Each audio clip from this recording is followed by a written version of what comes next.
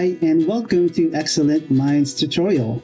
Excel is a powerful tool for data analysis, and in this video, I'm going to share my top 5 most frequently used Excel formulas. These are the formulas that I seem to be using frequently and gets the job done. Let's start with number 5. Number 5 formula that I use a lot is a match function. So in this sheet, I will be showing you a way to use the match function and how I use it a lot. I actually use it to look for a match for a certain value. In this case, we will be using our match function to find the position of a specific fruit in the list. And that list is right over here. You got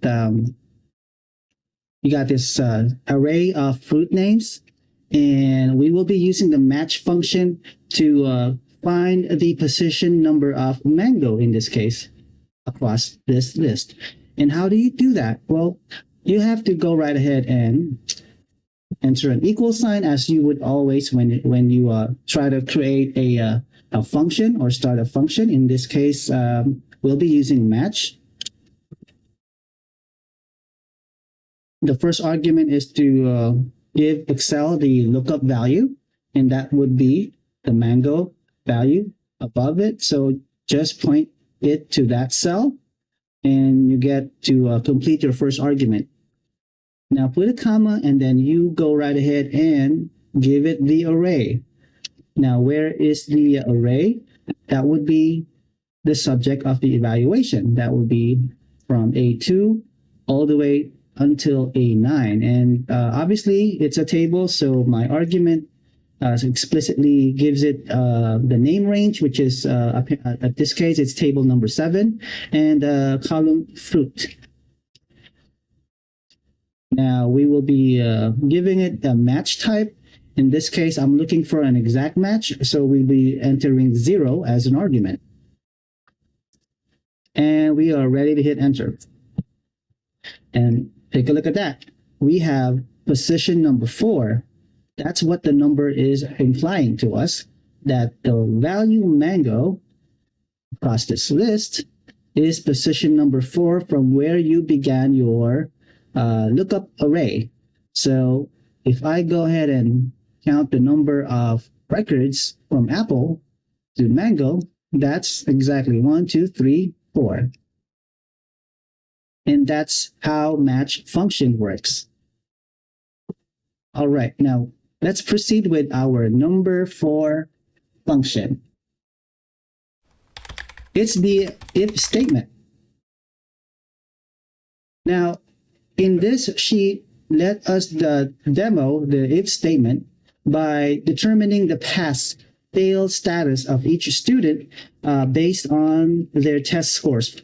So, for example, we will be creating a column in which, in this case, has already been created. We have here a table of your student names. The second field is their test scores, and we are given a task to identify automatically or dynamically if the grades over here are either passed or pass or fail. Now, how do you do that? Well, you have to go right ahead and enter your if statement. So you put in an equal sign and the if function name. Now the first argument that is asked from us is a logical test or the condition. So let's the thing that we're testing is the test score. So let's refer to it right now. And in this case, it's already named for us in our formula, which is test score. And of course, the comparison operator is of course, if it's greater than or equal to, as you can see in the instruction, to be 70. So that should complete our logical test. Now, what would Excel do if the condition is true? So that's where our second argument comes in, and we are asked to enter in a value of or an expression as to what would be the result if that condition is met. In this case, we want it to be 70. So I'm sorry, we want this to be passed. There you go. And make sure you always wrap your text that you'd like to return in double quotes so that Excel understands it as a text. Now, the next argument is, of course, the value if it's false. Well, the opposite would be fail. In this case, you proceed and enter in your fail string or text. Again, with a double quotes and close your function with a close parentheses. And there you have it. You have now entered in a dynamic formula to evaluate the score based on our condition. Great. Now let's proceed with my top number 3 formula. Obviously, that will be our sum if function. Now, I have here a table of month, the product series of product A, we got product B, and product C. Now, we can use our sum if function to calculate the total sales for a specific product based on a specific condition. Now, in this example, what we're about to do is calculate the total sales of product B in the months where sales, exceeded 700. So we're going to try to sum all the values under column product B. But the condition is that the amount for each record should be, more than 700 for it to be accounted for a summation. So let's do that. Over here, you enter in your sum function, but more of a sum if this time. And you give it a parameter or an argument of range. So this is basically asking us of what is the criteria range for Excel to evaluate your summation. In this case, it's really just the product values itself in product B. So you go ahead and select the values under product B, and you can see it being written right here. And the next argument is the criteria. Our criteria is obviously we have to give it, by the way, a double quotation. You have to wrap your criteria if you are giving a mathematical kind of a condition. In this case, it's greater than 700. And right after that, you may proceed and give the sum range, which is the same array as what you use as a criteria range. So let's close your function and see the result. As you can see, it's a 3080 value. We can test this by filtering this out and try to do a number filter, which is greater than or equal to.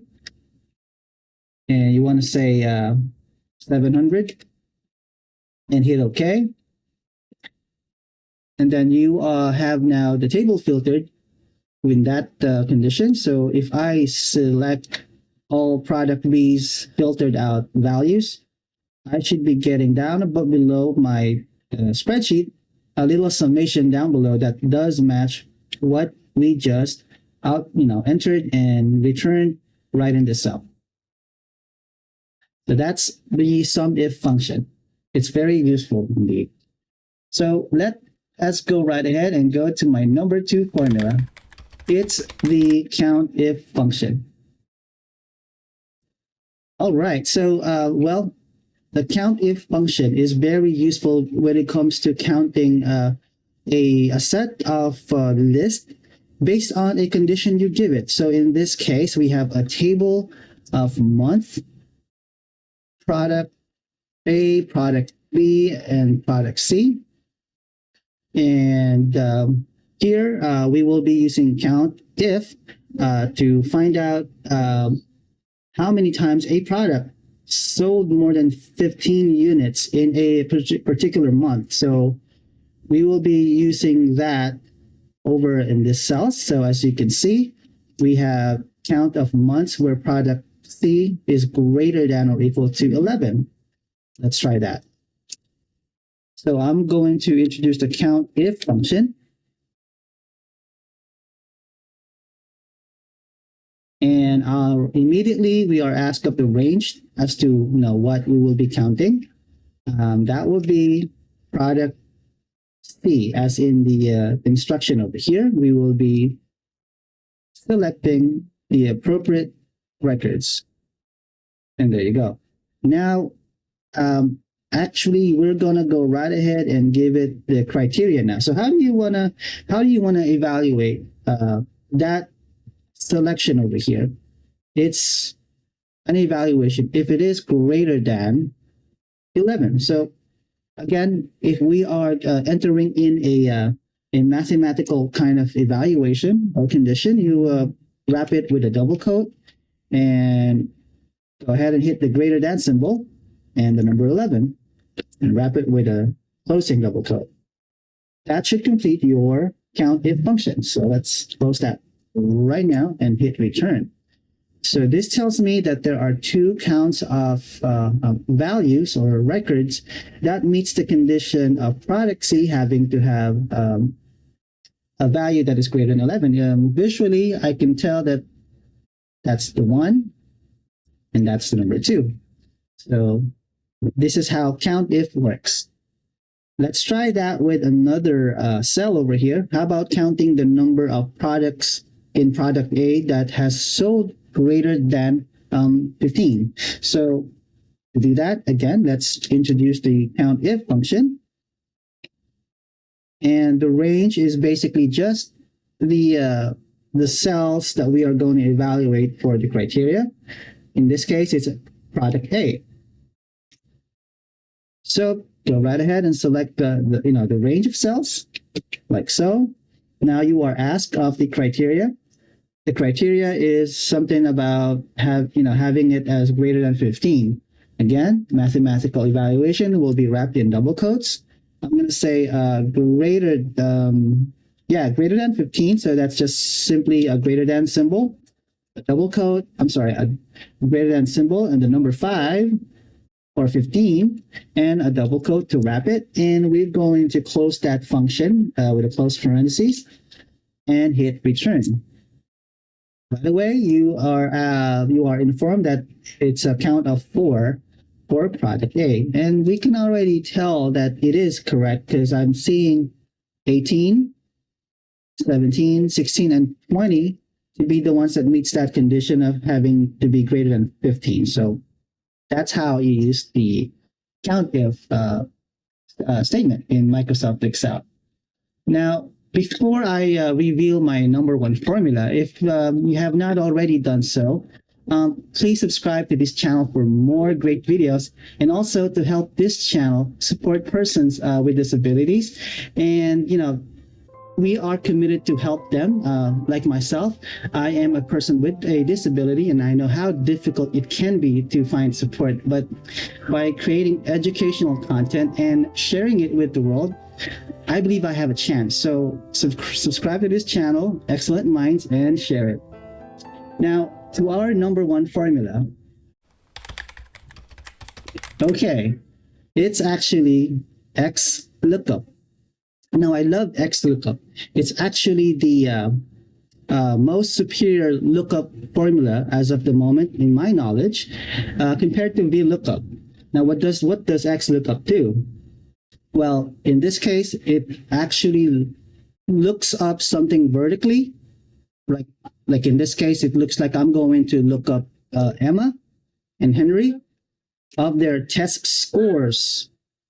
Manually, you would go right ahead and just, look across this list and look for Emma, and then you just look at their score, and then you go ahead and, just type it in. As well as for Henry over here, and type that in as well. Then again, people were using VLOOKUP to do that. So this is how they do it with VLOOKUP. I enter in a formula VLOOKUP, and I I give it an open parenthesis, and you are right away being asked to enter in your parameter for the lookup value. So basically, a lookup value is just the value that you're looking for a match. And in this case, it's Emma. Here, I'm giving it a comma. Now, I am now asked by the function of a table array. Now, a table array is simply the table where Excel will be looking for Emma, and then from there, it'll look for the scores in this case. So you will have to point or refer to Alice over here all the way to Jack below, but you have to go right ahead and include their test scores on the right. And you can see it's table 1 because this is named as table 1 when I created the sheet. So that looks good. Our table array, which is the table to evaluate from, is now been declared in our formula. So I'm going to put in a comma. That leads us into column index number. That is simply Excel or VLOOKUP asking you what's the column number from where you started your table array. Like in this case, we have a list of student names. So tell me the column number starting from the student names where I could, where you want me to return the values for when I find, in this case, Emma. Well, you have to count 2 columns. So it's the second column. So we are going to simply enter in the number 2 value to imply or to explicitly tell VLOOKUP that it's the second column after the student names. And if you give it another comma, that should give you a range lookup. This range lookup array over here is simply VLOOKUP asking how it would look up Emma. Is VLOOKUP going to use like an exact match to evaluate if it finds it? Or is it going to be an approximate match? In this case, we are going to use an exact match. So go right ahead and double click exact match over here. So it will say false, and close that VLOOKUP function and hit enter. Now you get 88 and 84, and they appear to be what they are when you look them up manually in 84. Now, what does this have to do with XLOOKUP? Well, I wanted to, I showed you VLOOKUP to show you how superior XLOOKUP is, because basically it's the main reason why XLOOKUP was introduced in Microsoft Excel. Recently in its versions, I believe it's 2016 and above. Correct me if I'm wrong, but this is the main reason why XLOOKUP has been created. So I'll show you. Let us delete those values. And I'm going to enter XLOOKUP. And right there, right away, it's asking us of the lookup value, just as how VLOOKUP would ask. It has the same parameter. So this is simply referring to what you are going to be looking up for. In this case, this cell. So I put a comma. Now, this is where it becomes different. The lookup array is no longer needing to select the entire table where you're going to be locating Emma from.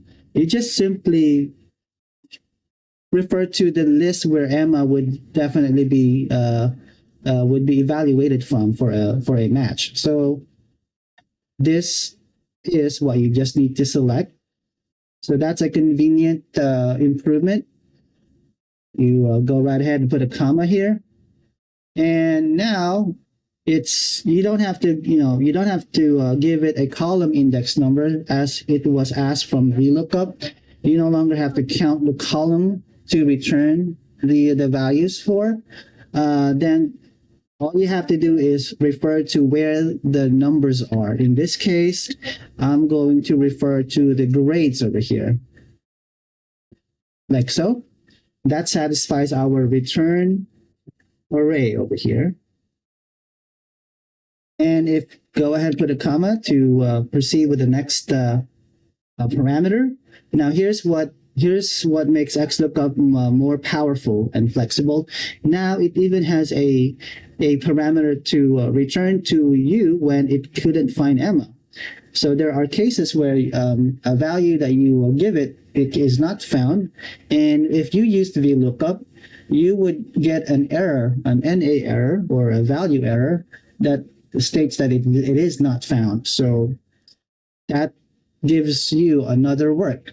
So in this case, XLOOKUP takes care of that for you, because now you have the ability to either say not found as a text, or maybe put a zero, or perhaps maybe return nothing by a double quote, which should refer to blanks. In this case, I'll leave it as blank. And of course, still we have the way to find out, the way to evaluate. You give it an exact match. In this case, we'll put in 0. And here's another, powerful feature of XLOOKUP. It can also do the work for you for looking up Emma. For instance, there are multiple occurrences of the name Emma in a list. Let's just, pretend that there are a lot of duplicates of Emma. And you have the freedom now to decide, or to allow XLOOKUP to return the value for the last occurrence or last instance of Emma. And if you do it, if you do want such condition, then you pick search last to first, which is -1 over here. But if you would want to only display the result for the lookup of the first instance of Emma in the list, then it will return to you the grade for the first Emma that it finds when it evaluates that column right here. So in that case, you'll have to hit search first to last. And that becomes number 1 in our parameter. That should take care of the function completion, and we will be closing it to the parentheses.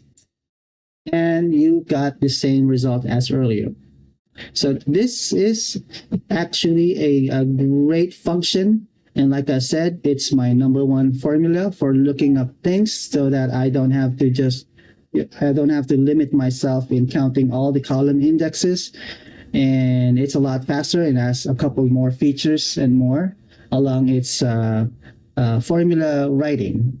So yeah, if there are any formulas that you think below that should be in this list, comment that below, because I would love to learn from your experience. And of course, if you have any questions or comment, please leave them below. And if you want to learn more about Excel, be sure to subscribe again to Excellent Minds. Now, thanks for watching, and remember, learning is the key to success.